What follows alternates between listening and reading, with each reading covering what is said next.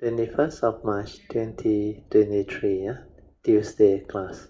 So we'll be continuing our sharing from this book, the wonderful Dhamma, Lotus Flower Sutra. We are on page 449.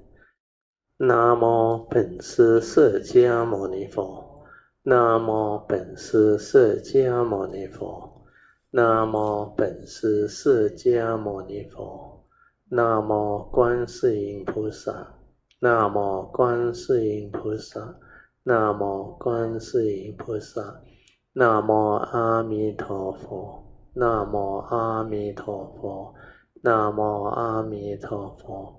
南无弥勒佛，南无弥勒佛，南无弥勒佛，南无地藏王南无普贤菩萨，南无普贤菩萨，南无普贤菩萨，南无地藏王菩萨，南无地藏王菩萨，南无地藏王菩萨，南无佛菩萨，南无佛菩萨。นะโม佛พุทธะอะระหังสัมมาสัมพุทโธภะคะวะพุทธังภะคะวันตังอะภิวาเทมิ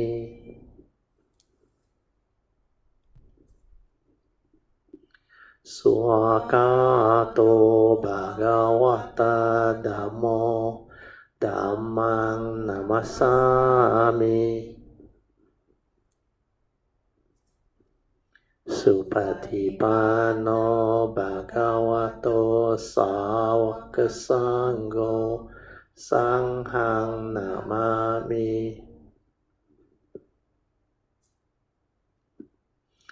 นะโมตัสสะภะคะวะโตอะระหะโตสัมมาสัมพุทธัสสะนะโมตัสสะภะคะวะโตอะระหะโตสัมมาสัมพุทธัสสะนะโมตัสสะภะคะวะโตอะระหะโตสัมมาสัมพุทธัสสะบุตตังสรณังกัจฉามิธัมมังสรณังกัจฉามิสังฆังสรณังกัจฉามิDutiyampi Buddhang Saranang Gacchami Dutiyampi Dhammang Saranang Gacchami Dutiyampi Sanghang Saranang Gacchami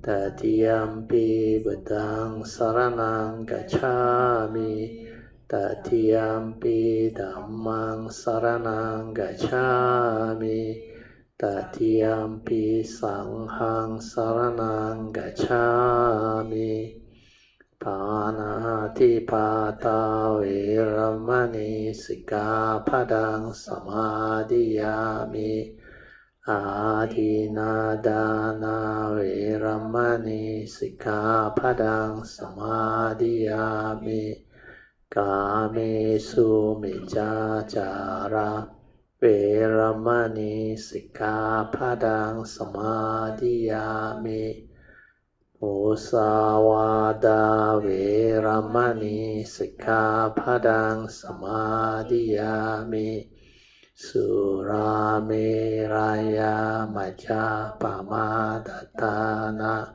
เวรมณีสิกขาปดังสมาธิยามิปฏิปะพุจาOffering of light.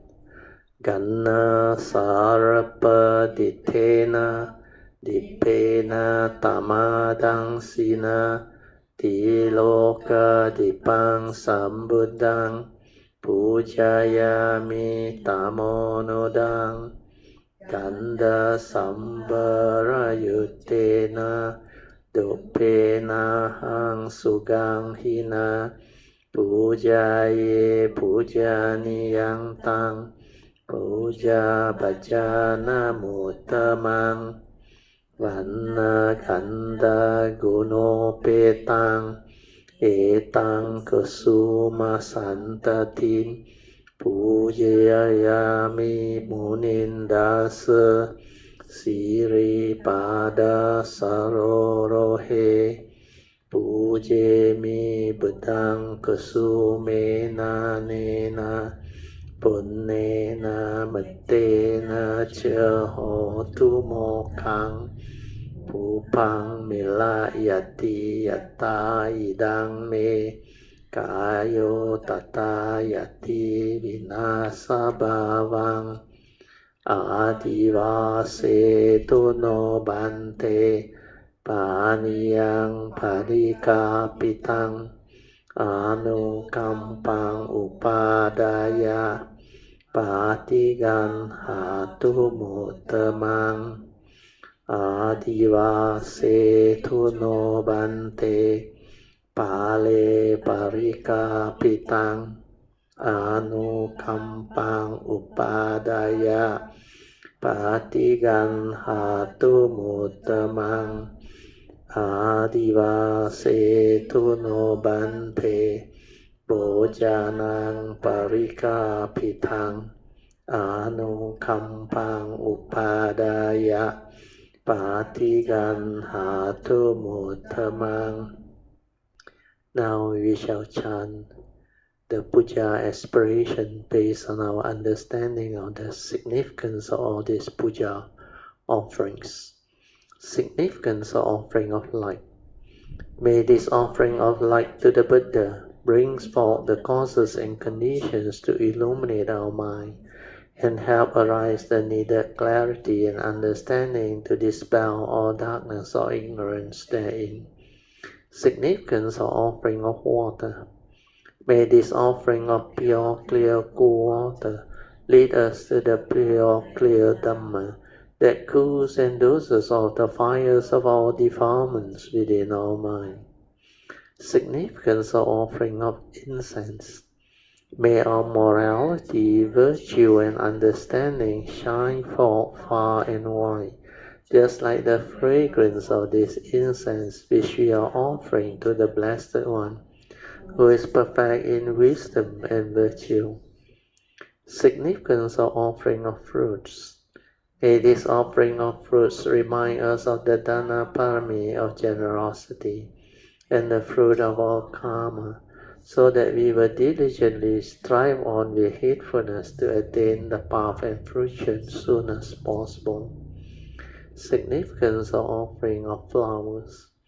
May this constant offering of flowers to the Blessed One strengthen our faith and constantly remind us of the impermanence of this body, so that we will diligently and sincerely strive on to cultivate Sila, Samadhi, and Panya, leading to ultimate liberation, the born-free Nibbana. Making of overall aspiration. By the power of these merits born of these offerings, may our spiritual faculties of Saddha, Virya, Sati, Samadhi, and Panya be further strengthened until they become balas or powers. Sharing and transfer of merits to all beings. May these merits be shared and transferred to all beings without exception, especially to those who have the condition and affinity to receive them. Sadhu, sadhu, sadhu. Okay, let us pay respect to Pajama. Budang Pujayami.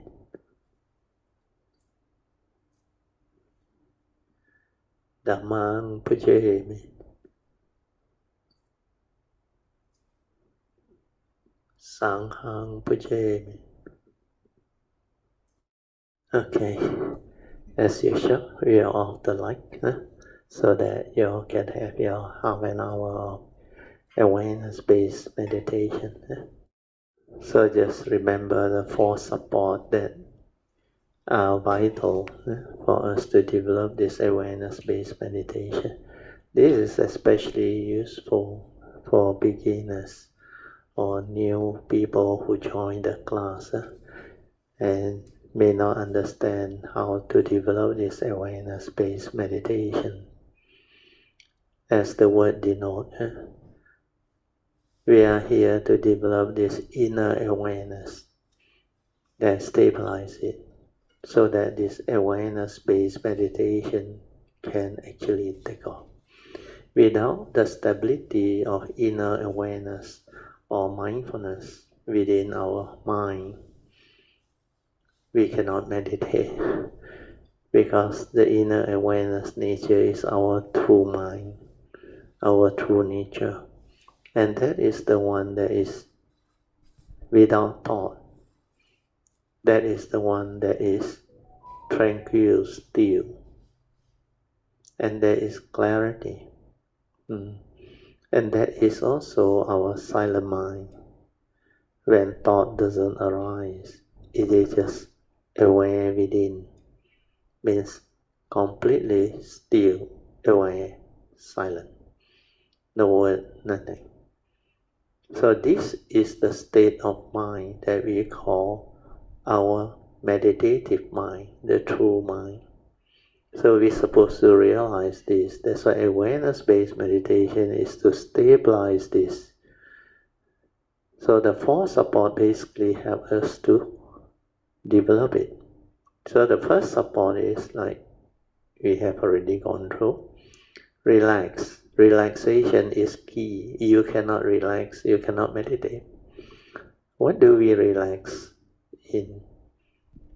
Our entire body and mind both must relax, so that it can be in perfect harmony, so that there is no problem with each other. If both are in the state of relax, means there is no stress, no tension, nothing to disturb the body and mind. If there is tightness, stress within, then it's very difficult to relax, because the tightness and the stress come from our mental attachment, our craving, our clinging, our grasping, the way we deludedly hold on to things without understanding. And this is what the Buddha called ignorance, self-delusion, sakkaya ditthi, avijja. So if you don't have avijja, you don't hold on to things, you don't cling on to things, you don't give meaning to things, and you don't project your thought to develop the fear, the worry, the anxiety, then your mind is peaceful. When your mind is peaceful, you don't have problem. That's why the body also can be in a state of relaxed awareness to develop the rest, the very much needed rest of the entire day. Then we can make use of this moment of meditative silence to recuperate from our tired living within the day. So meditation is in fact a good exercise of body and mind to develop the relaxation, the harmony. Then after that, just maintain awareness. Just aware, no need to know anything. Don't try to do, don't try to know. That trying to do and the trying to know is always by our thought. So when your thought is actively doing all this and trying to know, becoming curious and developing all the doubt, then all these are mental hindrance that will hinder the mind from entering the meditative state of inner peace, inner calmness, and inner awareness. Because when you are aware, there is no thought. When thought is active, then how can you be aware? That's why thought-based meditation can never lead to the silent mind. You have to develop the awareness-based meditation. So relax into every mind state that arises or whatever that arises. Then silence everything. Don't try to know, don't try to do. Just maintain awareness. Then allow this awareness to stabilize. How do we allow it to stabilize? Because we are basically a human being with a physical body and a consciousness trapped inside. And because of sense door contact between the sense bases, the mind and the external sense data, it triggers the respective, what we call sense door consciousness. We become conscious of the sense basis. We can be conscious of what we hear, what we smell, what we taste, what we tactily feel, means all the sensation, everything. Then what we see and what we think. So these 6 sense bases, they can trigger the 6 corresponding type of sense door consciousness. When sense door consciousness, thought activity will follow. You don't have the mindfulness and the awareness and the understanding. Beyond all this, you have developed it through habitual tendency without you realizing it. You are very mechanical in your approach to living life. Mechanical in the sense that you are like automatic. Means it has become like a habit already. You do things following certain habits, which makes you like predictable, mechanical. So this movement create a lot of thinking, make you heedless, make you lost awareness. And because of that, when we maintain awareness, whatever arises, aware. After you aware, finish. Don't try to know. It can be from any sense though. Sometimes from the memory, thought arise, aware, finish. Then contact with any vibration that imprints upon your eardrum or your ear, the hearing sense basis, that trigger of the hearing consciousness. So at the moment of awareness, when you are just aware of that so-called hearing consciousness, there is no word for it, but we have to name it. So that thing that you are conscious of is just the awareness, aware, no word, no label, nothing, finish. Even sensation, tactile, thought, arising of thought, the mental image that you see, or through your organ of seeing, the eye, then it manifests. Just aware, like the Buddha said, in the seeing is only the seeing consciousness, no one to see.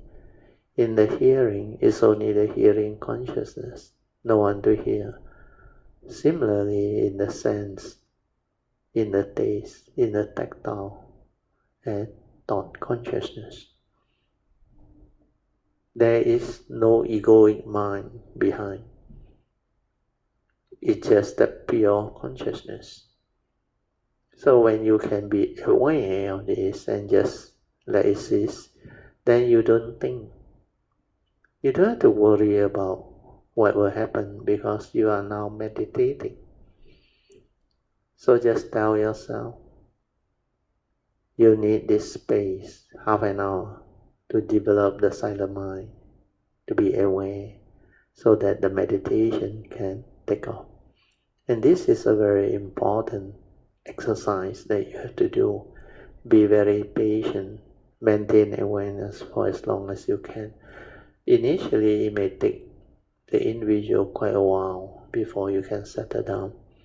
But for some people who have the past to support, then they can get it quite fast. But no matter what it is, just be patient. Do not doubt. When you have faith, you do not doubt, it will come. When you have doubt and your faith is not strong or not stable, then it keep on distracting you. Then the thought keep on arising and you cannot develop this inner awareness. So to develop it, we have to completely relax, maintain awareness, and sustain this awareness for as long as you can, until it stabilizes, until the shift of consciousness comes, until all the sankhara activity all slow down and I become very quiet, very still.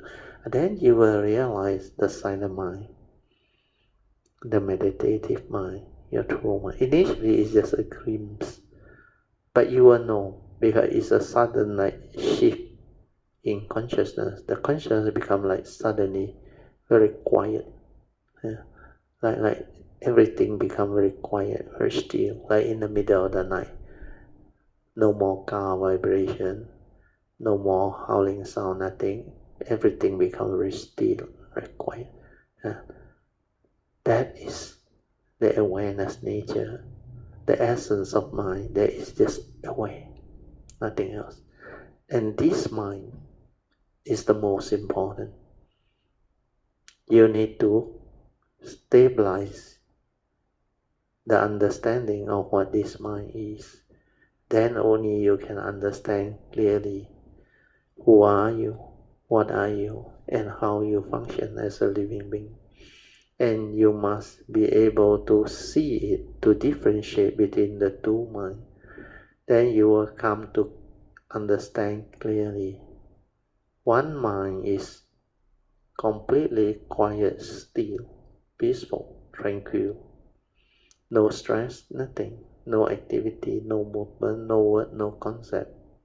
It's just aware, finish. And this is capable of the direct seeing. It's capable of insight into phenomena. It's capable of observing to develop the understanding of what is going on. Yeah. Whereas the other mind is dependent, originating, condition arising, causal phenomena. It thinks a lot. Then because of our wrong view, our delusion, we created the 5 mental hindrances that hinders our mind for entering this meditative state of inner peace, inner calmness, and inner awareness. So because of that thinking mind, that mundane mind actually distract you away from this inner awareness to create the thinking process, the thought process. Then you make use of this thought process to live life, thinking that you are the thought and the thought is you, believing that there is an ego behind, there is a thinker behind the thought. Then the thinker becomes the entity, the ego, the personality. And that one is a delusion. There is no thinker. Thought just arises because of response to memory. Thought is dependent, originating, condition arising. So this one all is not a theory. You must see it in the meditation. Then you will understand clearly. Then no more doubt. No need to worry about what people say, what the books say, but you will understand it clearly. Then you will understand the whole teaching without even having to refer to any books. Technically, you don't need a teacher. I use the word technically because after you have realized the thing, like the Buddha say, this Dhamma is pacetang, can only be realized by the wise, each for themselves. Then the understanding becomes very clear. Okay, so now I let you meditate on your own. The first 3 support first. Relax, maintain awareness, and sustain this awareness for as long as you can. Technically it's 24 hours. Then the last support is trust. That one you only do after you have stabilized the first 3. After you have developed the ability to be aware most of the time, and the inner awareness has become very stable. And then during that time you can move on to the 4th support. you can maintain the awareness within, silent everything. If you have an object of meditation, stay at the object of meditation until you become very quiet, very subtle and very still. Then don't do anything, just stay there until your mind enters sati. Then after your mind has entered sati, then you move it to your heart area, somewhere around the heart area. Then just silence everything. Maintain awareness. And let that awareness, the silent mind, the stable awareness that you have developed, let it detect by itself. We call it trust, means trust your nature to develop the movement. The awareness-based meditation, no interference from the thought, from the memory, from your views, opinion and conditioning. No, it's just that nature in a state of relaxed inner awareness. Let it move, let it detect.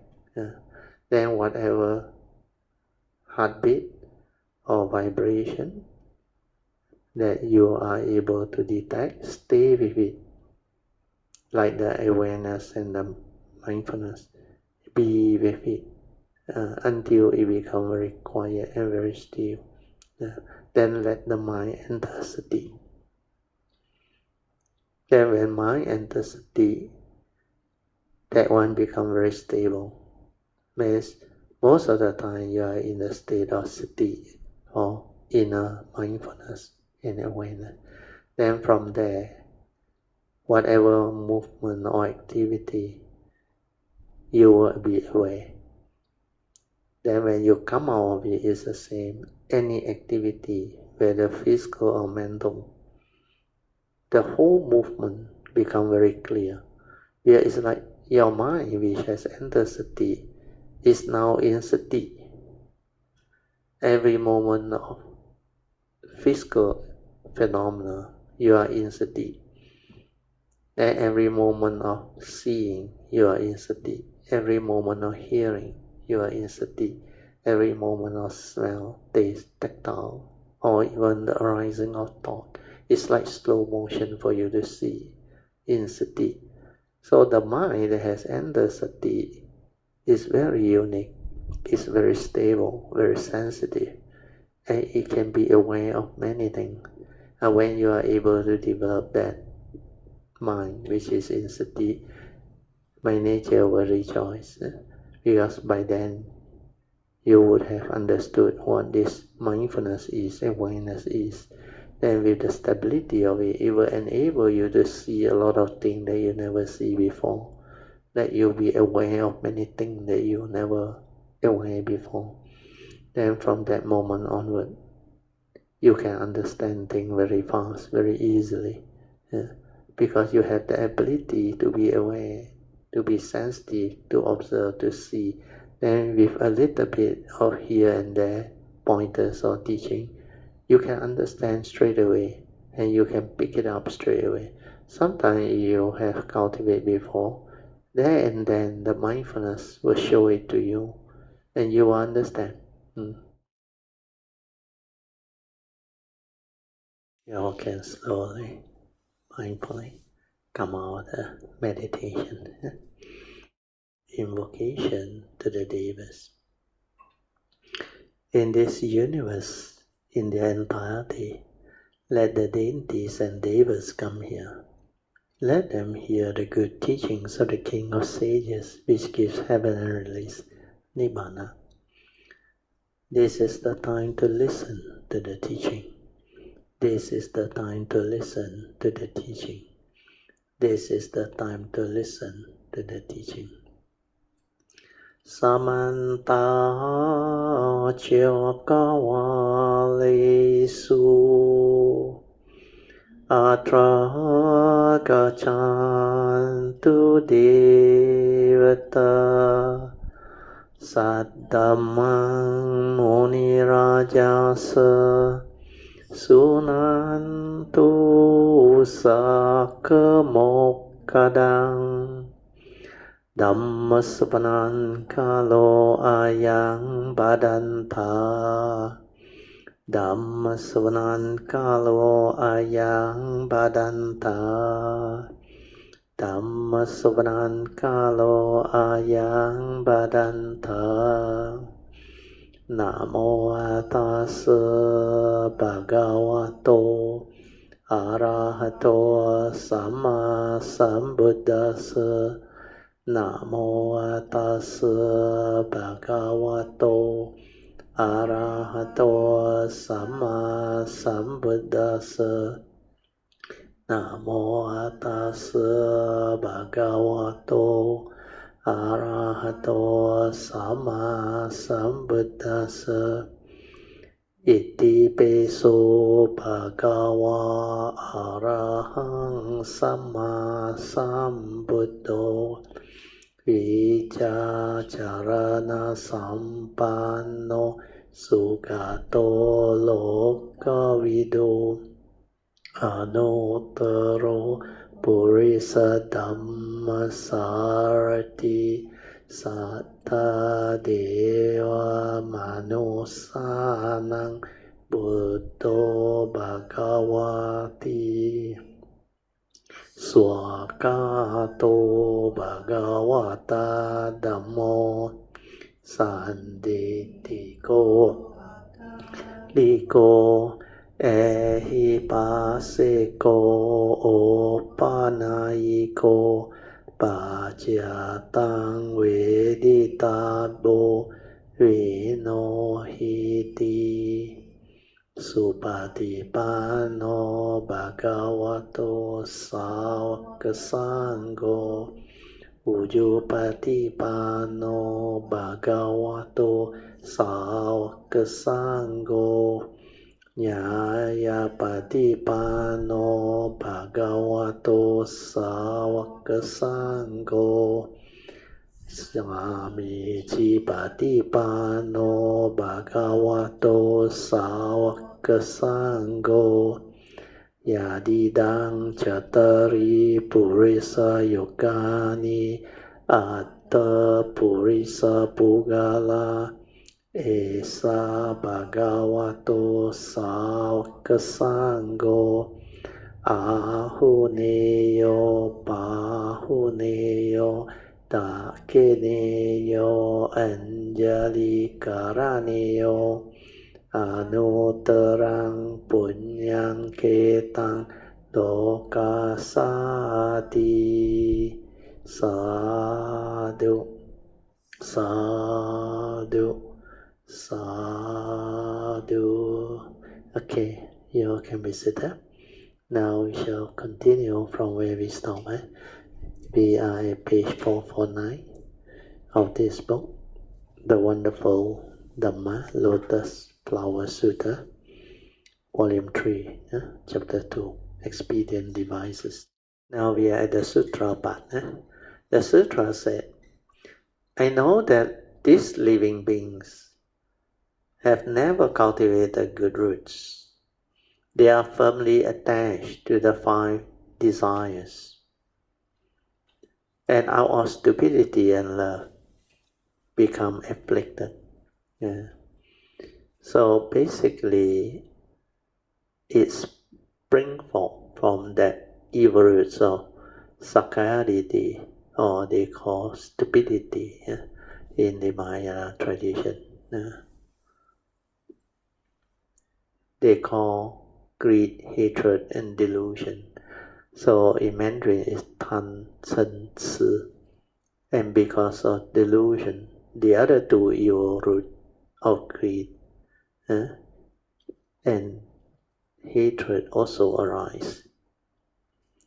So the 3 evil roots of greed, hatred, and delusion, they spring from that evil roots of delusion, sakkayaditthi. That because of delusion, there is what we call attachment, craving, clinging. So the 5 desires are all the grasping, the clinging, the holding on to things, the attachment, even the possessiveness, all of the covetousness that living being hold on to things.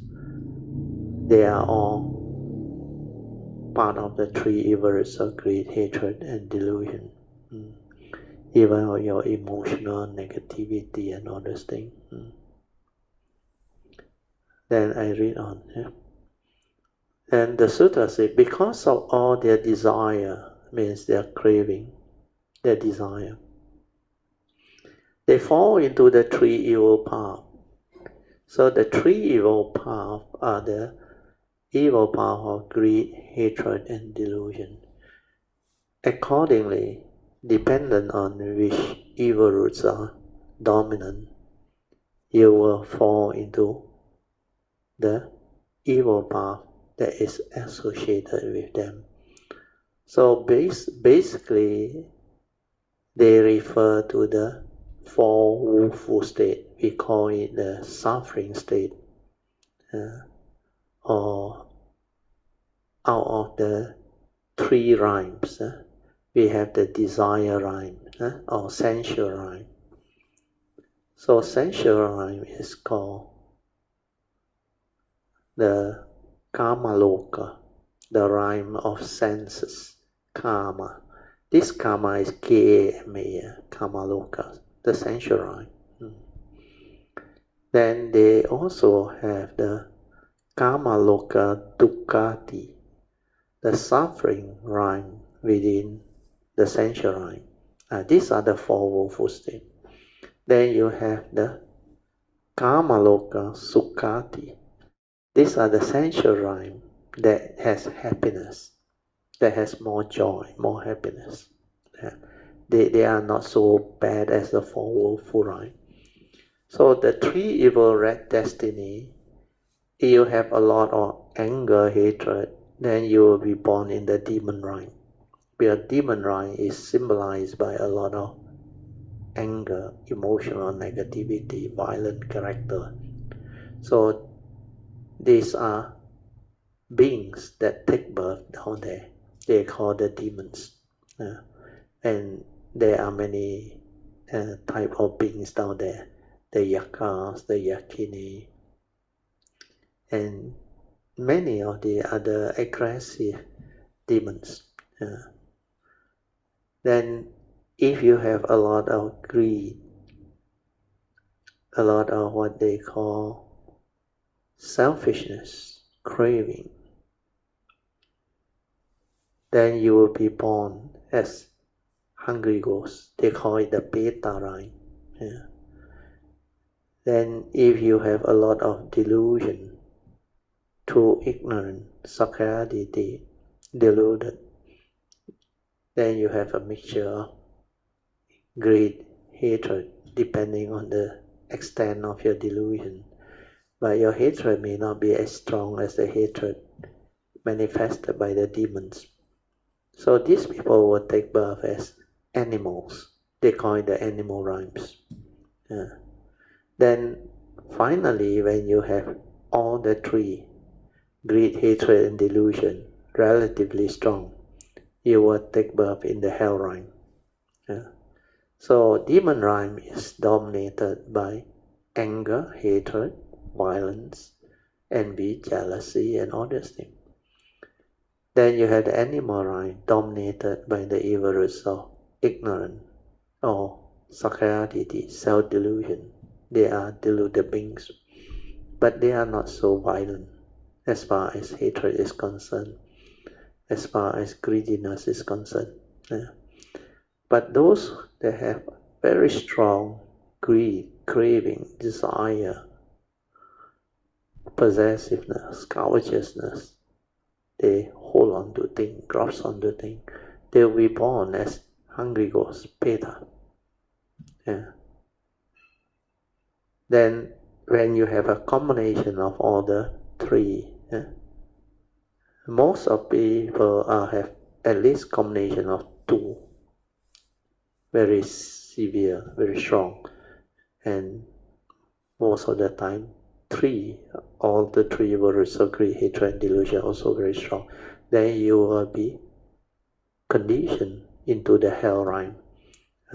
This hell rhyme, they are full of suffering.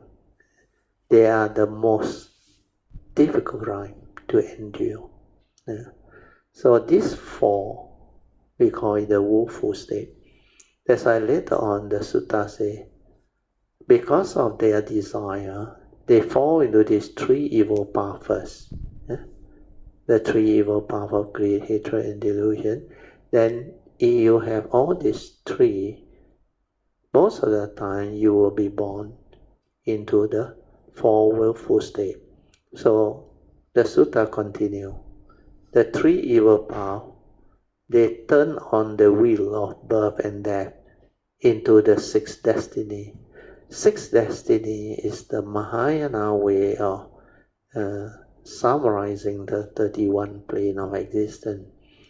They call it the Liu Dao Lun Hui, means the sixth destiny of rebirth. They call it samsara, birth and death. So just now we have gone through the four woeful states. These are the four lower destiny. Then you have the human rhyme. The human rhyme is also one of the destiny. They call it Ren Fa Jian. The four willful rhyme, they call it the Asuro Fa Jian. Then you got animal, Chu Seng Fa Jian. Then you have the Gui Fa Jian, the Vedas. Then Di Yi Fa Jian means the hell rhyme. Then Ren Fa Jian, the human rhyme, is the fifth destiny. Then the human rhyme is actually in between the woeful rhyme and the what they call happy rhymes. So the human rhyme actually got both. You have all the combination, but they are considered as Kamaloka Sukati, means they are of the four willful rhyme. But they are intermediary between the heavenly rhyme. The last rhyme is the heavenly rhyme, means this consists the Deva rhymes, the 6 Devas rhyme, the 16 Brahma rhyme, and the 4 Arupa rhyme, formless rhyme. So 16 plus 4 is 20, plus 6 is 26. 26 plus 5 is 31 plane, so it's the same.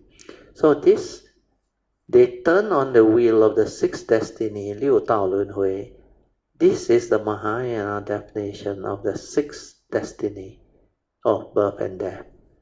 But you can subdivide it into the 31 plane of existence equivalent to the Theravada tradition. So the sixth destiny, only the 4 willful state down there is called Kamaloka Dukkati. The 6 Deva rhyme are Kamaloka Sukati, the happy rhyme, including the human rhyme, which is a separate rhyme. Then above the Deva rhyme, you have the form rhyme. Form rhyme, they have 16 Brahma rhyme. That's why this one, you develop the form jhana, you will take birth up there. So this form rhyme, they are actually with gross physical form, but not as gross as the human form. They are less gross. Then further up, the formless rhyme, they call it the Arupa rhyme. Arupa is formless, Rupa is form. So Rupa Loka is the 16 Brahma rhyme. So under this form rhyme, their senses, means the sense desire, they are not as strong. That's why they are not from the sensual rhyme. They are called the form rhyme. And their mind are more subtle because you need to develop these jhanas, first, second, third, and fourth form jhana, to be in that rhyme when you pass away and you take rebirth. Then further up, the four arupa rhyme, or the formless rhyme, they are mainly without form, formless. Their mind are very subtle, very still. That's why they are called the formless rhyme or infinite space, where space is perceived as infinite. Then you have the formless rhyme of infinite consciousness, where your mind is like perceiving infinite consciousness. It's only consciousness in that rhyme. Very still, very peaceful. You exist for very long. Then there is another rhyme, which is the formless rhyme of nothingness. The Buddha said, it's like there is nothing inside there. And this is what Mahayana called the false emptiness. You stay inside there. It's like you think there is emptiness, because it's like nothing. Inside there is nothing, completely nothing. But there is a mind there. There is an awareness of it. There is no cessation yet. That's why it's still a formless rhyme. The mind is still there, very subtle, very still. Then you have the last formless rhyme, which is more subtle. The rhyme of neither perception or non-perception. Means you just like exist very, very long, very fine. You neither perceive or non-perceive. There is a rhyme of neither perception nor non-perception. That's why when you are in that rhyme, the Buddha also cannot help you, cannot save you. Yeah, they cannot talk to you also. You cannot communicate. In fact, all the formless rhyme very difficult to communicate with them. If you are within the form rhyme, possible. Then the pure abode is the highest of the form rhyme, where according to the Theravada tradition, the Sutta, the anagami or third stage of sainthood, enlightened beings, they are born there. So this is what the sixth destiny is. 六道轮回. Okay, then I read on. They take a tiny form in the womb. Life after life it continues to grow. With scanty virtue and few blessings, they are oppressed by scores of suffering. They enter the dense forest of deviant views. See, wrong view, deviant or wrong view.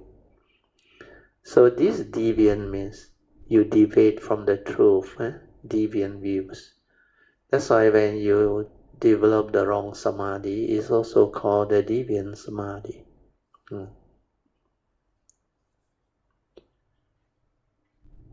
Those of existent, non-existent, and the like. So existent and non-existent, these are referring to craving, craving for existence or craving for non-existent. They call it vibhava tanha and bhava tanha. The other type of craving is kama tanha. So basically, according to the Buddha, there are three types of craving. When you crave through the senses, it's called kama tanha. K-A-M-A, not K-R-M-A. K-A-M-A means tanha is craving. Craving for the senses, sensual craving. Then bhava, like the 12 ling, paticca samuppada. Then when there is this what they call bhava, means becoming, you become something. So bhava tanha is craving to become, craving for existence. Then vibhava tanha is not to become, craving for non-existent. So these are the three types of craving. Then you can also, the last two, craving to be and not to be. No need to use the word existent. Like you crave to become maybe a world leader or a tyrant or a notorious person in a negative sense. Then some crave to be the world champion in certain field of activity or games or performance. So all these are your craving to be and not to be. Then we read on. They become dependent on those views. So the deviant views, the wrong view, is the one that will condition your birth. That's why karma decide. Whatever you accumulated through all your delusion, your evils of greed, hatred, and delusion, they will decide your destiny. So they become dependent on those deviant views or the wrong view. 62 of them in all. So this one, there is a sutta on it, where the sutta on wrong view, I think. They call it the Brahmanet something. I forgot already. The early years I saw the sutta before. I didn't read, but I know they mentioned 62. Deeply attached to illusionary Dhamma means the deviant Dhamma, the wrong view. They cling to them firmly and cannot let go of them. So this type of views can really entangle them. That's why wrong view is a very dangerous entanglement. And there are 62 of them, very powerful. So if you don't have right view, it's very difficult for one to cultivate.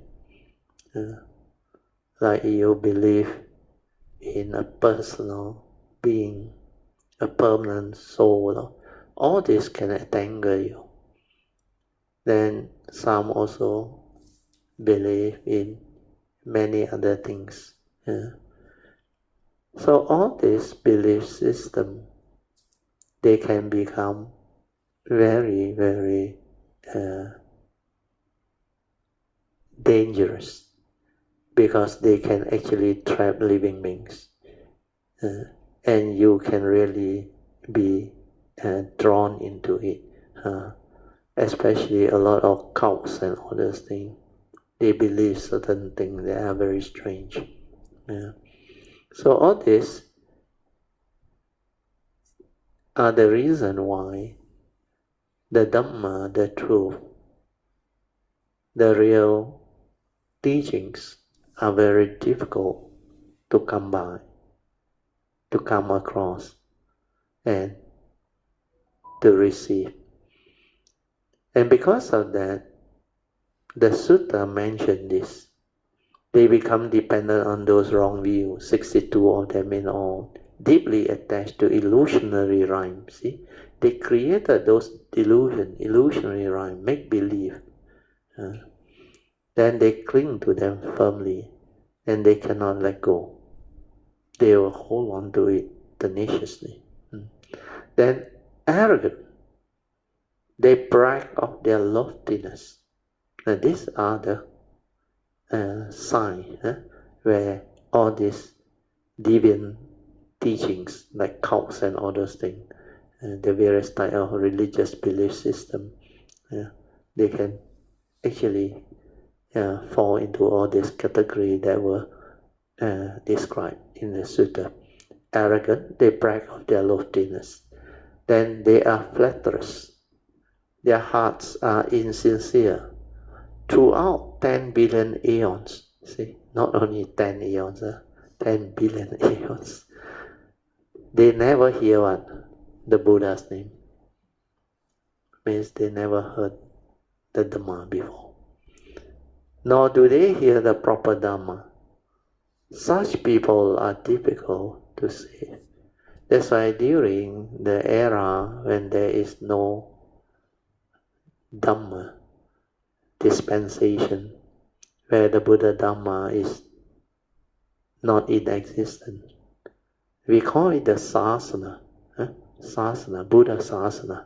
This word I think I better write down. So sasana is a Pali word.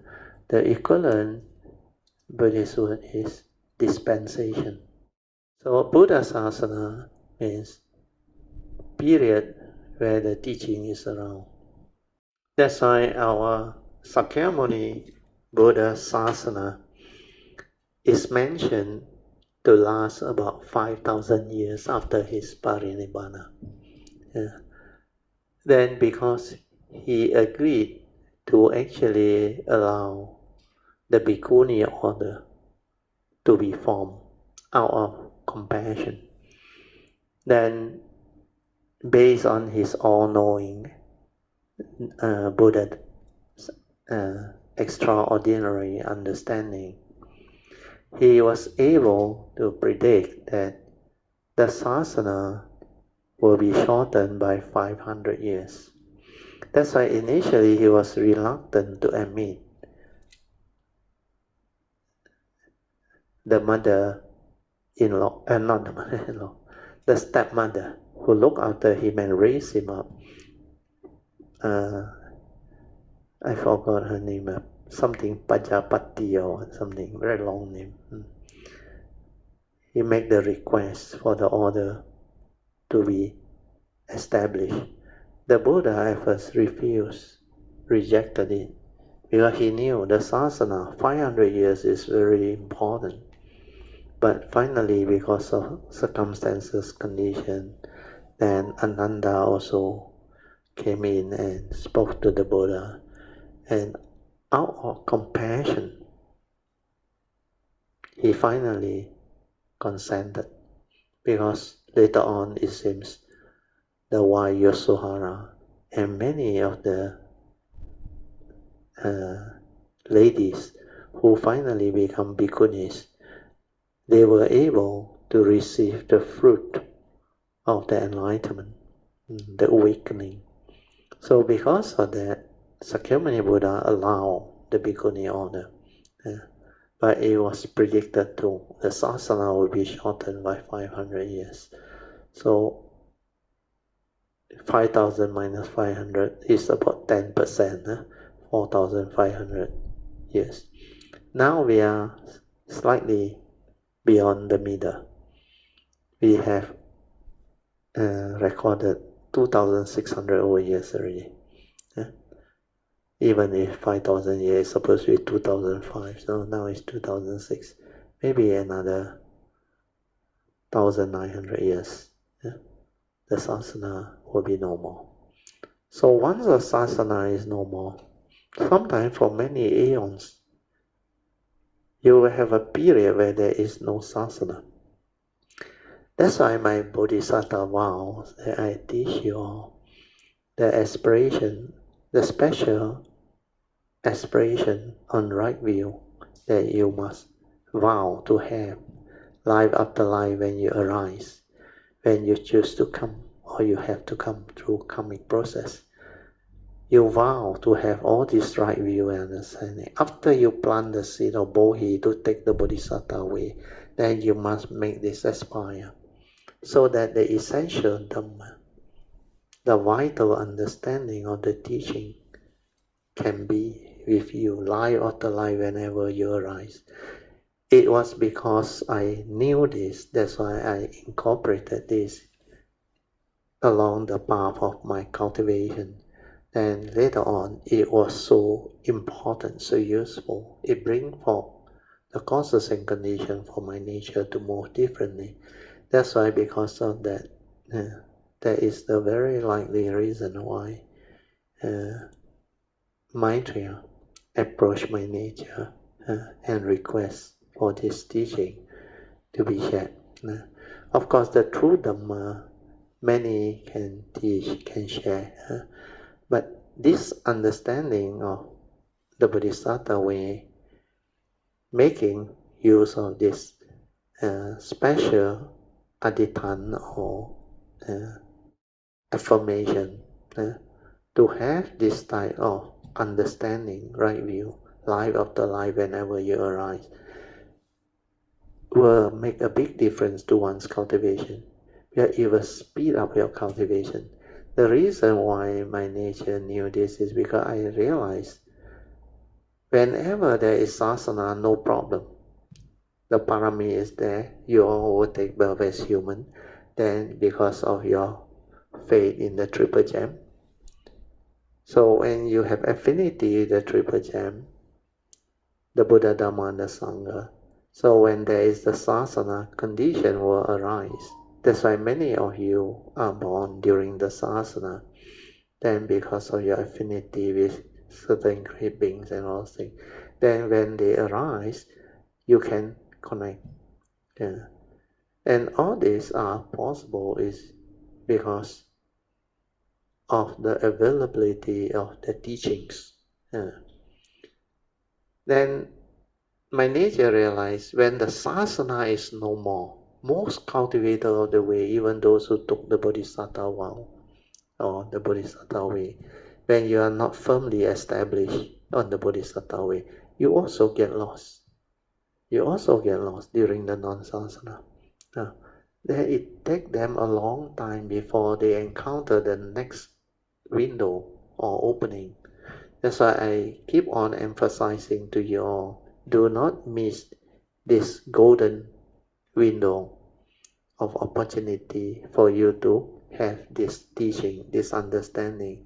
Then make the affirmation so that in future when you arise, whether sasana or non-sasana, you got no problem with the cultivation, because that aspiration that we make, that I teach you all to make in the yellow card, to have all those right view.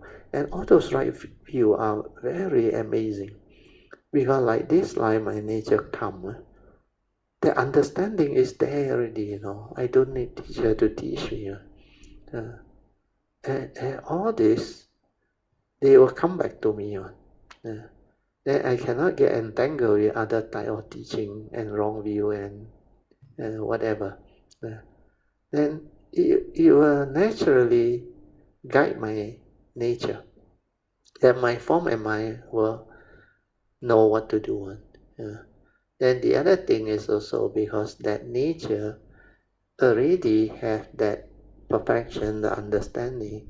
That's why when it make that so-called aspiration, or when it decide to come, it already have that wisdom to actually bring forth the causes and conditions for everything to happen the way it wants to unfold, basing on nature's law, because it doesn't interfere, but it has set certain conditions that it will fall into place. That's why I know I like to come during transition period, old and new. Then I like to see the advent and transformation of civilization within fast-moving decade. Then also during the sasana, where that is the period and the time that is easier and the most conducive period to share this teaching and to really come into contact with cultivators of the way who have the parami, the affinity and all those things. That's why during this sasana, all those who know how to come, they will choose, set the condition, and their nature will arise. Then all those that have affinity with that nature, they will come and take birth after that. Then it will evolve and continue the affinity. So all this, because of condition, you all will be able to develop the understanding. And please, one more time, repeat. Do not waste this golden window of opportunity. Make full use of it to stabilize the understanding. Make the affirmation, the vow, the aspiration. determined, strong within your bodhi mind. Yeah. After you plant the seed of bodhi, you develop the cultivation that invoke power of merits for causes and conditions for you to have this right view and right understanding life after life very strongly whenever you choose to come or you have to come. So all this understanding that we put into the 4 pages yellow card where you keep and help you format the cultivation of the Bodhisattva way is very important. So go through it, develop it until very stable, until it's part of you, until no need to look at the card, you know what that thing is, and then it will follow you. It will follow you. So this understanding is very important. Arrogant, they brag of their loftiness, they are flatterers, their hearts insincere. Throughout 10 billion eons, see, so long, they never hear the Buddha's name, nor do they hear the proper Dhamma. So if you can have the affinity to receive this, I tell you, it's a great blessing. That's why I say most of you who have the affinity, you have your past. You are not simple beings, ordinary beings. So believe in your nature, have faith in what you are. So if you fall into the other category, here the sutta say, they never hear the Buddha's name, nor do they hear the proper Dhamma. Such people are difficult to save. So, you know why they are difficult to save or not? Because no sasana for them hardly, and they are lost for so long. So let's say after that, if they somehow slowly turn around and develop some parami to be born during sasana period, that window is so small, do you think they can receive the Dhamma? They haven't even heard of the Dhamma, understand? So it depends on your karmic past, your conditioning, your life, how you evolve it. So it's not easy, this one. So if you fall into this category, deviant view, wrong view, go the wrong way, these are the ones that will end up like what the sutta say, arrogant are they. They brag of their loftiness. They are flatterers. Their hearts are insincere, through ignorance, through delusion. Then throughout 10 billion eons, though, not 10 eons, though. Just imagine 10 billion eons, though, you know how long is that? They never hear the Buddha's name, nor do they hear the proper Dhamma. Such people are difficult to save. So bear that in mind. Don't fall into that category. You fall into that category, nobody can help you. You have to slowly find your way out of the 6 destiny, or the 4 woeful state. So all this, they are in the sutta. You don't have to believe. If you have the understanding, you will know this is what the suttas are. Because the Buddha, they are Sammasambuddha, perfected themselves. They have seen a lot of world system, world cycle. They have gone through all the extensive cultivation. That's why they can see all this. They can explain and expound to you all what actually this thing is, and how when living beings go the wrong way, took the deviant path, they can be trapped for so long. So delusion is very, very dangerous. Okay, we stop here. Okay, so we'll continue with the second session, which is meditation reporting, followed by whatever Dhamma question that you may have.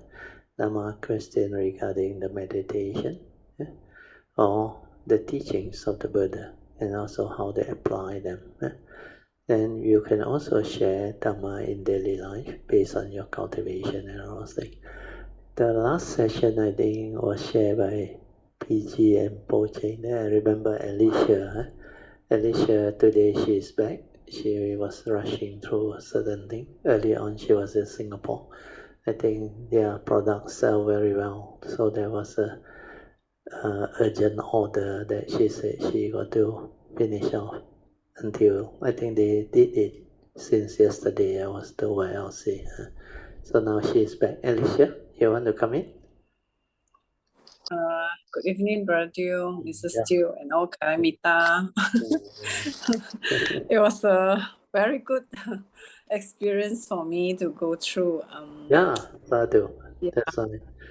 It's I was very happy in the sense that it's not the order that matters, it's the cooperation between my son, my daughter-in-law, and the sisters, and do a lot of help in this. Sadhu. That's very good, Miss. Yeah.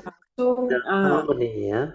我的 joy 是哇 you know 我儿子跟我的媳妇真的是可以去 manage 了 so 就so 我就慢慢的可以停下来 so yes it's like a lot of joy. It's not so much of the orders, you know. That joy is very unique. And do you realize one thing is meant to be? Even my wife also can see. You said your daughter-in-law is very, very good, very kind, and it's meant to be. From my interaction with the parents during their marriage and also the few interaction with her, I can sense it is meant to be. She's a good lady, really good lady, and meant to be. That's why you all are very blessed. Sadhu to you and Freddie. You're really, really blessed. And then this morning when I was traveling with my son going to the office, I said you should garden your wife and the sister. Definitely. You know, they did a great help in this case because without them, it's really impossible. You know, we haven't really received such a big order before. You know, it's like 3,005 unit of first aid kit. You know. You know, easy, we don't even really do 500, you know, so it's like 3,005, you know. 6 times, Yeah. Sadhu. Wow, really, it's really meant to be a good occasion for joy, because like you say, it's not so much of just delivering the product, the urgent order. It's more of seeing the teamwork, the harmony, and the suitability of your son and the wife and the sisters, they all, how they come in and make this possible. So my nature also rejoices. Sadhu to you. That's why brother, the blessing. Really sadhu. Then today I was chatting with Giho and my son. He said, must invite Brother Dio come over for dinner. Sadhu. It was really a lot of joy, you know. With all the kalamitas, especially. I saw him change a lot. Your son later part changed a lot. Because ever since when you start to like bring her to look for factory and all those things, see the land, then we had our meals. He become very different from the first 2 times when I met him. That time he's still young, I think, not mature. Then later on, when he had faith in the Dhamma and also in what you and Freddie able to advise them and lead them, then I saw everything like falling into place. Then everything turned out well. Then you can see the joy in them, and especially the wife. The wife is a very kind and good lady. It's meant to be the two of them. Sadhu. Brother, it's really, really a lot of joy, you know. And then as like for my cultivation part, I still have the habitual tendency, but then the beautiful part is when 2 or 3 months ago, I take up the responsibility, go and help out in the factory, which I normally don't. So that's how I started. Actually my job actually last time is only finance, which I don't really know how to manage the factory side. But but 当下我第一天去的时候，我是什么都不会，我就在那边扫地 you know what I mean? So 我的工人看到我扫地，他讲no， 我等下我扫，我讲不用紧，我在 observe 你们怎样做工 at the same time 我在扫地，从最基本的做起。So then after that, so 我就跟他们 interact， 我就 observe 我从我 zero， 然后我慢慢知道怎样的去跟他们沟通，然后到我自己 entangle myself like you know like 抓得很紧，到我看到从我的看到我抓得太紧的时候，我怎样把我的I mean 我再抽身出来，然后他慢慢那个 condition 很奇怪的 like fall into place You just like 你去上班哦，你是头脑没有想东西而没有 planning 的，但是你去到那边哦，他的 beautiful part 是他的跟那个 Dharma 是 like 慢慢是自己来 no 对他 spontaneous 的跟那个 because the clarity is there. 你的心好，你的 mindfulness awareness allow you to see and you become very efficient on. Then you will know how to solve problem on. You won't entangle it. Like you realize you hold on too tightly. 抓得太紧 in Mandarin is very good. That one means you have to delegate out. You have to trust your son, your daughter-in-law. Let them handle. So when you train them up, or you help them by pointing out to them how all this can improve and all things, then they learn. After they learn, then you can actually slowly trust them and let them handle. We call this in management delegate. We have to delegate our duty down. Otherwise, if you alone 抓得太紧 hold on to too many things, you become inefficient on. Because 一个人 there is a limit to what you can do on. So when you are in the top management, you manage. You don't everything also pick it up. But to start from rank and file, like you say, is very good, so that you learn the trade. Like you say, you are very new, no problem. When I started as an engineer, also same. I pick up things very fast. I observe, I learn, I read up. Then I call up. Then, of course, last time during my time, there was no internet to check and search. We have our networking. We got our classmates who is in which industry, which company, or thing related on. We call. Then like got SOS very fast. And nowadays easier still. We also got WhatsApp group. So now we all classmates. Anything you want, you just WhatsApp. Somebody will tell you. Even like Hsuan, our Kamita group last time, if you need repair your house, Hsuan will have the contractor on. So a lot of things now has become a lot easier. But during my time, no, I had to learn all this and find out from my limited networking and all those things.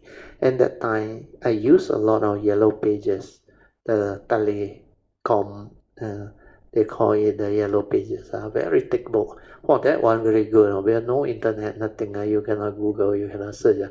The yellow pages list out to you where it's cheap to list them there. Then you can find all the supplier, or the transporter, or whatever trade you want, business on it. They are there. So in the olden day, we used the yellow pages. Then now, of course, you can Google. Then you can contact people who are in that line, that trade and all things. That's why for you, with your awareness and your Dhamma, you can actually make a big difference to their production site and also their logistic and everything. So now you also, I believe, not only limited to finance, you help Freddie to go and bring in the business too. You travel with Freddie, the usual. partner to go around. So now you can train up your son and your daughter-in-law. So it will be a good family unit where you have the next generation so young, able to take over. So you and Freddie can have good retirement life soon. Maybe a few more years. Oh, that's beautiful, Sadhu, Alicia. Yeah, Sadhu, brother Teo. Especially, I have Elsie and another very close friend that came in and helped me part of it. They really helped me ease my burden. Otherwise, 我在想 but anyway, this time around, brother Teo,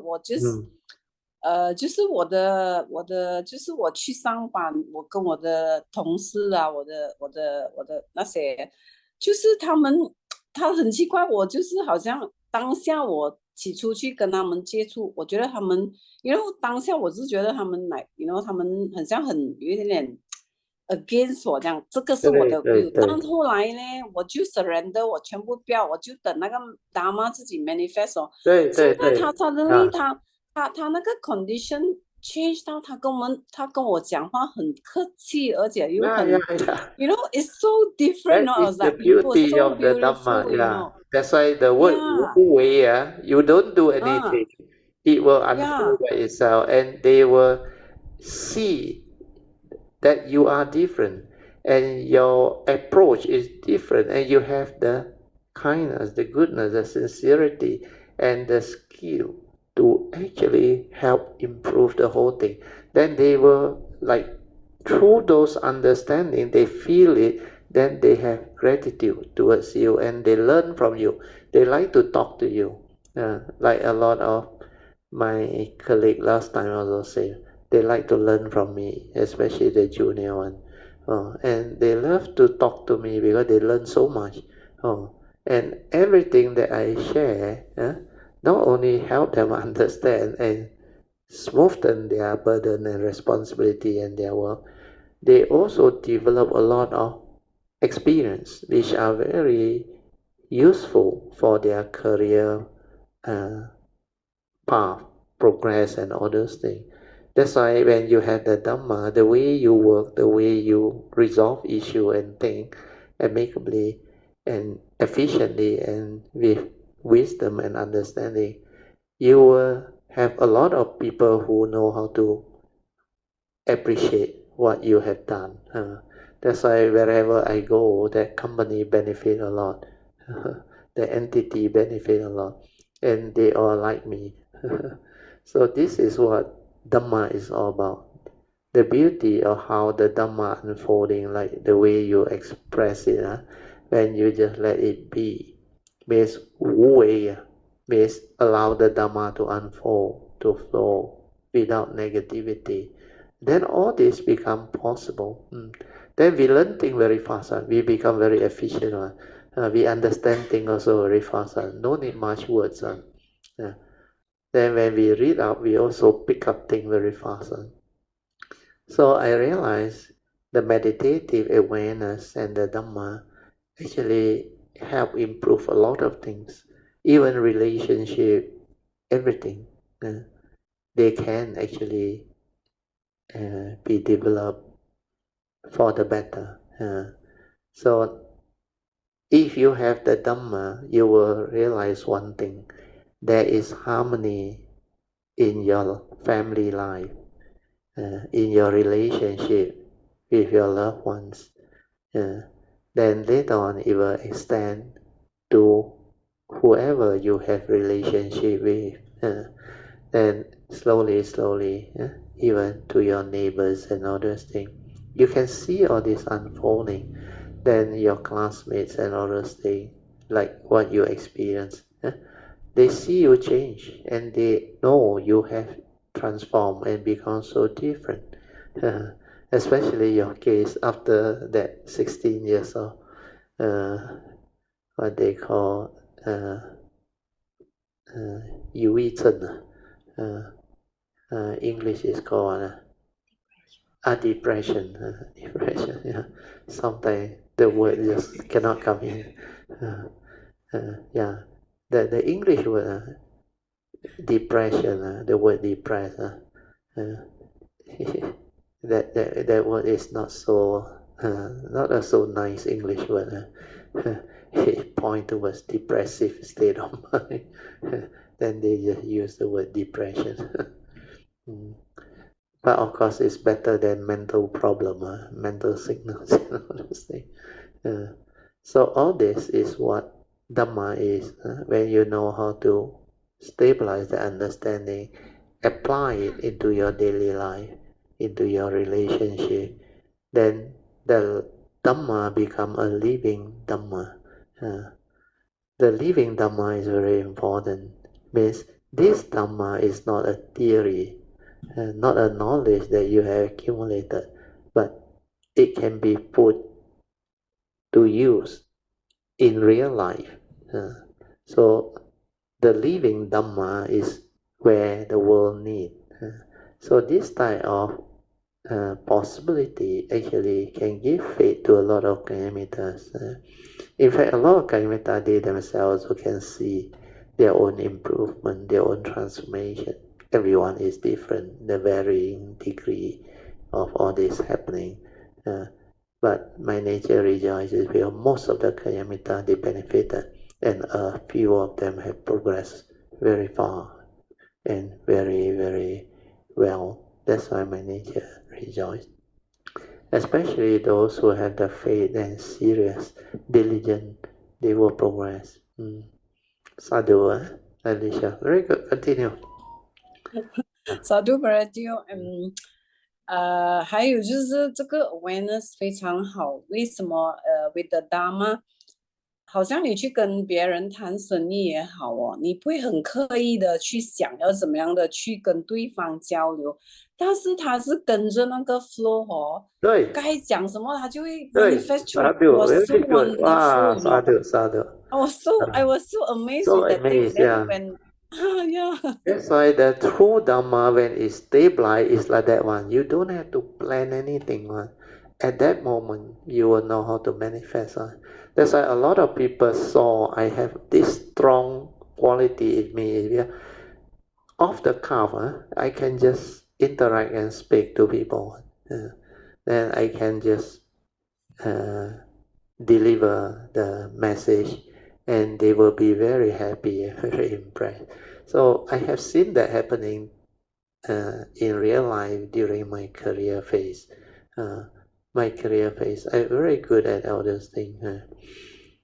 Even for your case, that time I think you invite me and my wife to represent you and Freddie because you want to meet up with your son's in-law side and have the dinner or those things around. So happen like small world because my career path, the daughter-in-law, the mother also is a lawyer, a very established lawyer. And that time we interact with Tan and Tan, and she was very close to Tan and Tan. That's why we can interact. And from the way we share, they develop the respect and they like to talk to me, especially the wife. Then there were a lot of things that can unfold. So all these are like very normal. Even when we met this Teddy, the Philippine friend. Teddy is a wonderful, nice fellow, a very good Christian. That's why we interact very well. Then even the Macau one, your family friend Ayi, and the husband. The husband's name is what? 什么sang呢？梁上 yes. Suddenly cannot recall her. So these are wonderful people.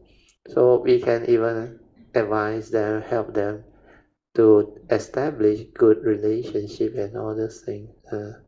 So those trips were beautiful. And now I think you are able to have that level of understanding to enable you to, off the cuff, establish that type of flow of Dhamma. You are starting to see the living Dhamma unfolding, which is very, very beautiful. And these are not easy to reach. You have to reach that stability or understanding that is relatively very stable before you can do all these things. So my nature really rejoices, Sadhu, Alicia. Yeah, Sadhu Bratio, really 感恩, you know. I mean, without 这个 Buddha Dharma, without meeting up with Bratio, I cannot imagine what kind of people, you know. 不容易. 就是因为 that day I was trying to recall, I promised Bratio I want to share, continue to share, but 我的头脑好像时常都是 like 一片空白这样, you know. I was like, never mind. Never mind, I said 到时就会 manifest. 对. You know, then I recall back Sister Yunzhan talking about the defilement. 对. Actually, I want to talk about this defilement in myself also, you know what I mean? So there was one day when I was helping my colleague, you know, doing the packing, you know. So there was this awareness, aware 到我的所有的动念, you know, 比例有贪念还是什么，但是我没有 react, 我只有笑一下罢了。所以我是想讲的，当我们起初会认为 defilement 会来，哎呀，不舒服啊，很什么这样，但是它是 not intrinsic, not intrinsic, because 它来去。你一了解了啊，你就 laugh at it 呢。I just give it a laugh. 那个 Yoniso Manasikara, the Dhamma, the understanding, they will prompt you. 就好像你了解 they are not intrinsic, means it's not you. But 这个是习惯 the habitual tendency. Take a while for it to be completely rooted out on. So in between, you can see them. Then later on, after all this stabilize until it become very, very stable and very clear, then one day you realize, hey, how come so funny one? Cannot happen already one. Oh, it cannot arise already. It's like completely not there at all. So a lot of things. That's why this living Dhamma is very wonderful one. When you go through that phase, when you see those things unfolding, then exactly like the Buddha said, is pacetang, can be realized by the wise, each for themselves. It's really true.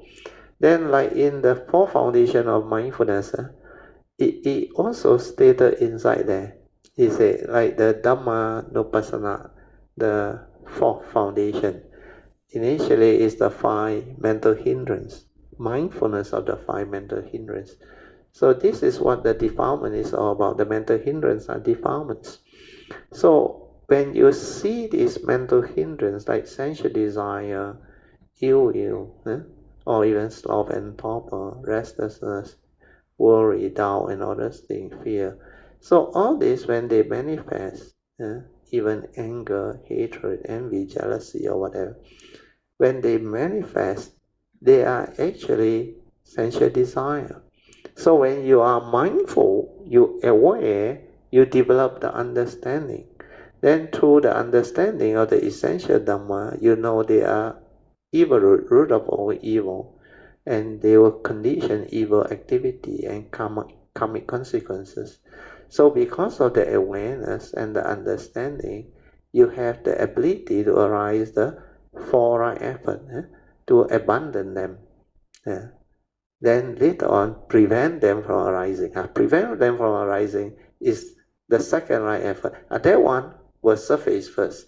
Then the habitual tendency that is still not completely rooted out, you can prevent them from arising.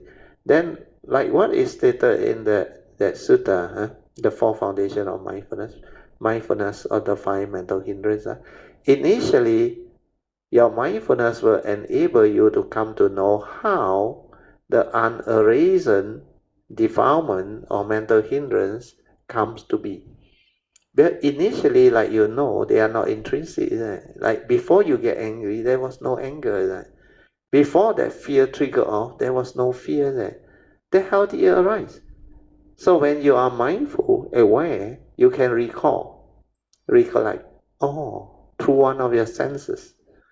Either when you hear something you don't like, then you react, the anger.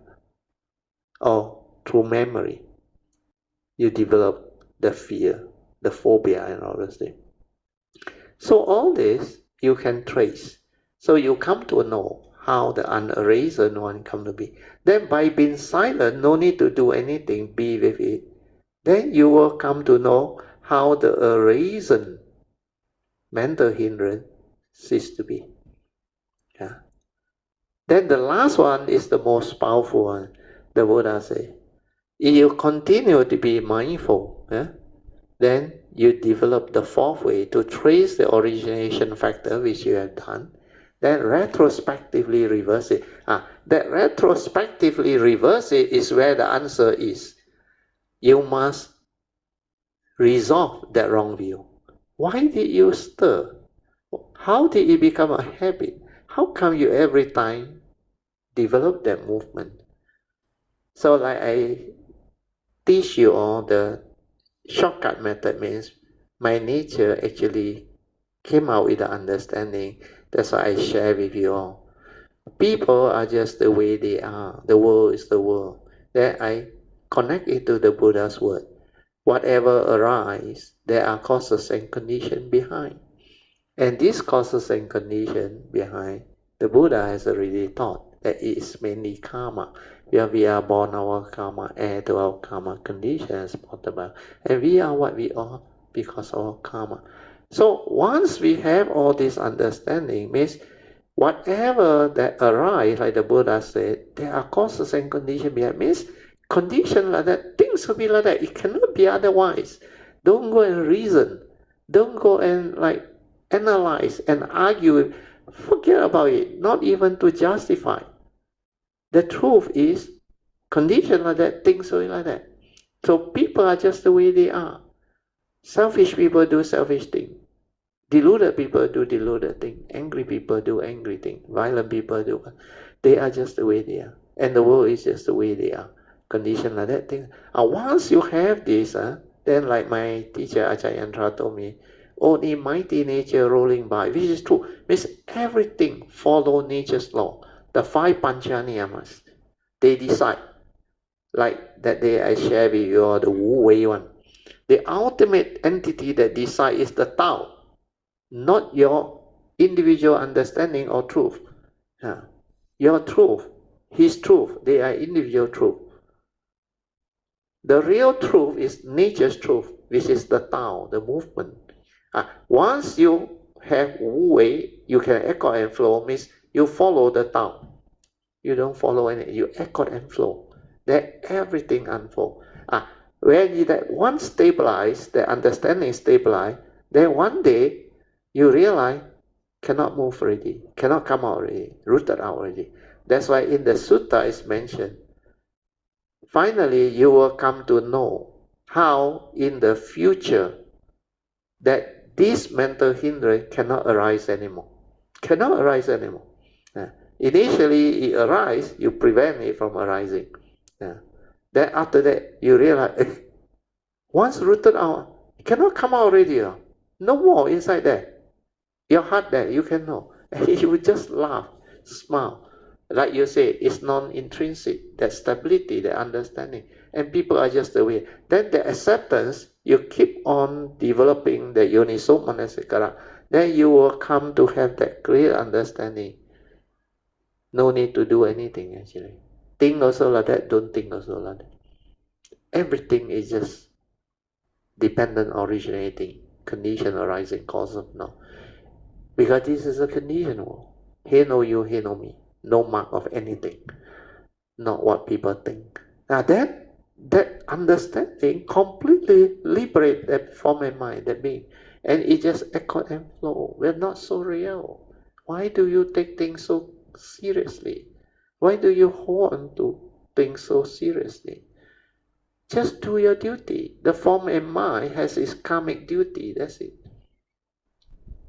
Whether it's relationship, career, or whatever. Just do its duty. That's why of right duty is the way of the enlightened being. The fall important quality of enlightened being, of good conduct, of right conduct, of wise conduct, of dutiful conduct. These four, once you have the Dhamma, you will know how to develop all this understanding and live life beautifully. 萨杜，今天的很好，Alicia。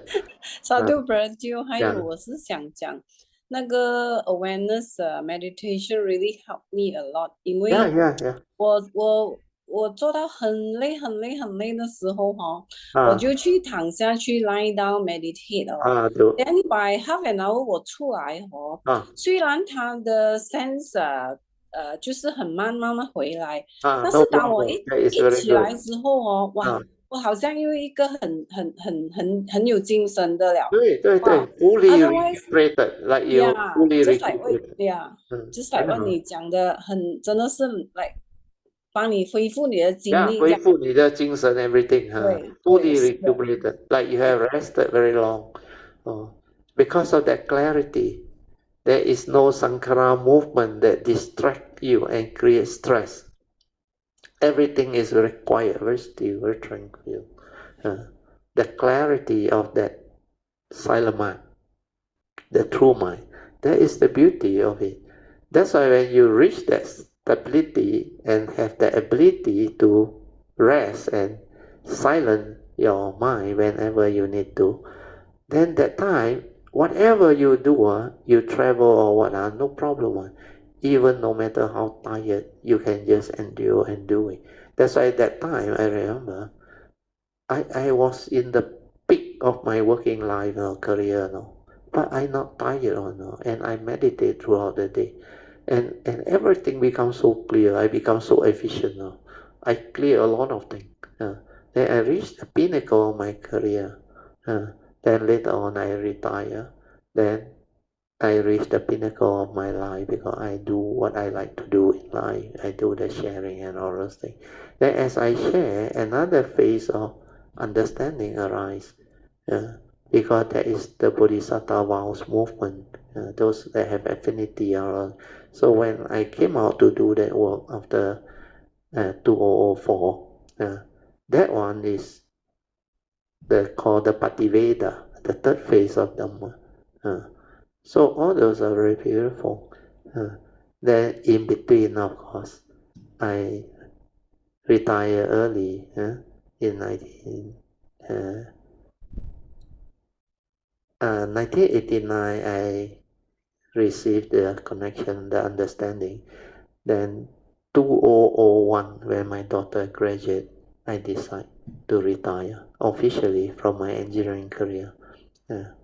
So that's how I allowed time for my life that time.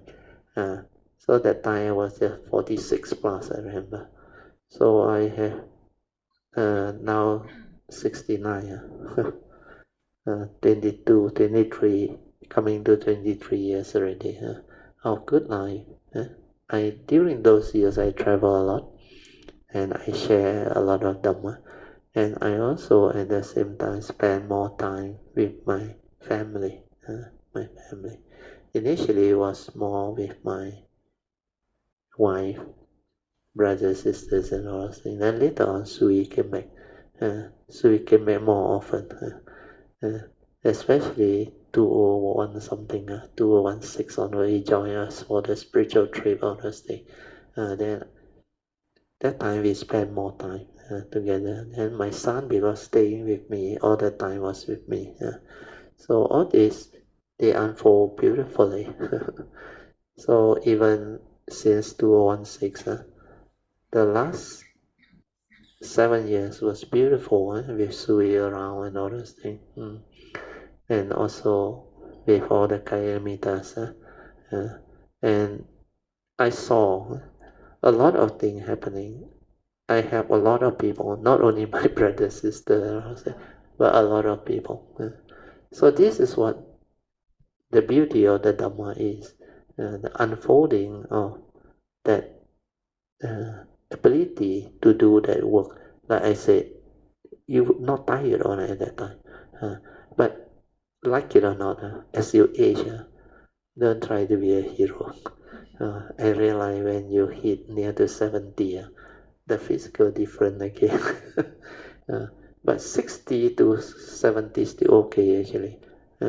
But after 70, I can sense it as a bit different. But okay, can still go on. That's why the retreat, everything, I can still do it. The 9-day retreat also. Initially, when Joyce, they all asked me, Secretary, you no need to rest one. Huh? I said, need to rest one. I don't know. I don't need to rest. Maybe I need to go back and have a good rest. But apart from that, I don't think I really need to rest. Even spiritual trip also. When I come back, I think the next day I'm okay already. But when I need to rest, I know I will rest. Then I will really have long period of rest. Then I let my physical body recuperate. But as you age, remember, you need more time to rest. The recuperation take longer one. Last time I used to share with you during the initial period when I transform at the peak of it, 89 onward. I only need to rest 5-10 minutes. I like fully recuperate. I like become fresh again. Then later on I realize I need half an hour. Then later on I realize I need 2 hours.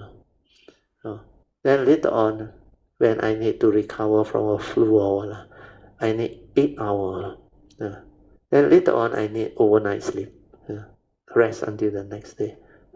So now I still need about 1 full night until the next morning. So this body, as you age, it has its limitation, but it's a very beautiful vehicle. Except the senses, everything, like a car, wear and tear, it will start to develop problem and everything. As long as it has not broken down and no need to change spare part, it means still good enough. Can still use it for the what they call to help people, to do your duty and to make use of it to live life and all those things. So all these are very beautiful condition for sharing of this, because you don't have the condition now for me to share all this and express all this in the recording. You will not hear all this anymore. Whereas my nature age, as it progresses, different things will happen. Then whatever the nature can understand, it will share. It will continue to share. That's why it's very beautiful. So sadhu to you, Alicia, for giving rise to the condition. You can sadhu, Brother. 还有2个 minute。Dharma really 讲不完啊 Brother， 我的 experience 多到不用紧啊，你尽量。因为你看，好像我们特地下去见一个客户 ，appointment set 了，但是last minute 他爸爸还在 ICU， 说他不能出来，so I was like, I don't have any negativity towards it. Then I somehow tell Freddie, I said, Freddie 不要有 negativity, redeem 单给他的父亲。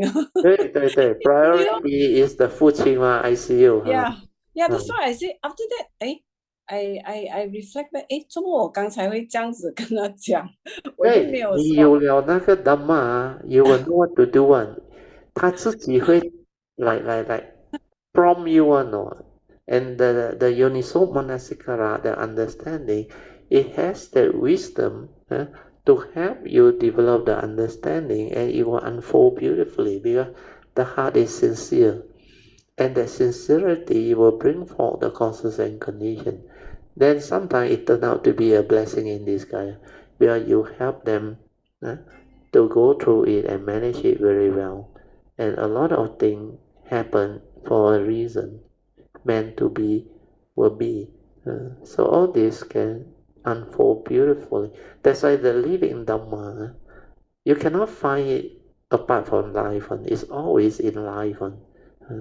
And life can be wonderful, like the Heart Sutta says. That's why this sutta also same. The wonderful Dhamma, Lotus Flower Sutta. That's why 真空妙有.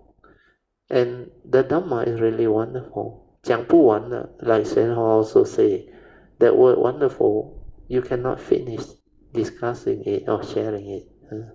很好, sadhu. Sadhu Brother, I think 我就按我的 sharing， 因为已经10点半。感恩 Brother Teo， 感恩 Mrs. Teo， 感恩所有的盖拉米达 that create 这个 condition， 这个 Zoom meeting， 让我在忙的时候也能够参与这个 class。我真的是 a lot of gratitude towards all this happening. I mean， 我真的是很感恩，在我的生命里出现的所有的人，感恩 Brother Teo， 阿弥陀佛啊，感恩 Brother Teo， 感恩。Let us rejoice with the good sharing today. Sadhu, sadhu, sadhu. Oh, very good. Then I think by next week, Song, Jin Hao and PG will be back. By then, we will also have them around. I think Song also used to help you, Alicia, when you have your manufacturing schedule, a lot of work that time. 是的，阿松真的是也是哇，一叫他就来了，他真的是很帮忙我，真的是很感恩，真的是很感恩。就是我的周边的都很多那种贵人善知识来帮我，真的是很感恩 Brother。 对，现在金浩也 retire 了，他有空了，more time already. So everything like falling into place. Then not long, I think a few more Kayamita will retire too. Manyan, I don't know when. Manyan, when are you retiring? Not so fast, Manyan. Manyan, are you there? Manyan? Yeah, Brother, we couldn't unmute just now. 5 years. Wow, still 5 years, Sadhu. Still young, Yeah. Very good, very good. I remember last time I said I wanted to retire early. Yeah, correct. I remember that. But now no more problem, so you can continue. Yes, can continue. Yeah, now you are very happy, promoted some more, Sadhu. No lah, I mean I promoted long time ago until now lah. But then I am just happy lah as I am lah. Correct. As you have the Dhamma and the understanding, so now your understanding help you to establish the happy life in your career environment, and also to establish good relationship between your subordinate, your bosses, and you. So all this actually is because of the Dhamma. That's why my nature also rejoices, and I can see the joy in you, the transformation in you too. So now with Alicia sharing, it should give more faith to Kalyanamittas. And all this sharing are very good, even Puja and MB, they all, and many other Kalyanamittas. Even earlier on, Brother Song, they all. Those who have the Dhamma, they benefited a lot. Even Hsuan, Maple, Stephanie, they all, many. Even Huirong also very different now. PG also very different. LC also very different. And many other Kalyanamittas. So this is something that Kalyanamittas can look forward to as a beautiful fellowship where we can actually promote all this Dhamma understanding, sharing, motivate each other to understanding and good sharing. So all these are very beautiful. So hopefully it will bring forth the faith in Kalyanamittas to strive on with heedfulness and to develop the causes and conditions for you all to realize your good and noble wishes. Sadhu, sadhu, sadhu. Okay, good. So now we will share all this merit, transfer all this merit to all beings, starting with the Devas. Akasata ca bhumata deva naga mahindika punyang tang anumoditva Chirang rakantu lokasasana Ittavata camehi sampadan punya sampadan Sabbe deva anumodantu sabba sampati siddhya Idang me nyatinang hotu sukhita hontu nyatayo Idang me nyatinang hotu sukhita hontu nyatayo Idang me nyatinang hotu sukhita hontu nyatayo Evo vasato kalena sasu sampati heto cha Vito bhavatu loko cha Raja bhavatu dhammiko Devo vasato kalena sasu sampati heto cha Vito bhavatu loko cha Raja bhavatu dhammiko Sadhu, sadhu, sadhu. Okay, thank you. You all can now pay respect mindfully to Lord Buddha, Guanyin Bodhisattva, and all the worthy ones. Then we end the whole Zoom. Sadhu, sadhu, sadhu.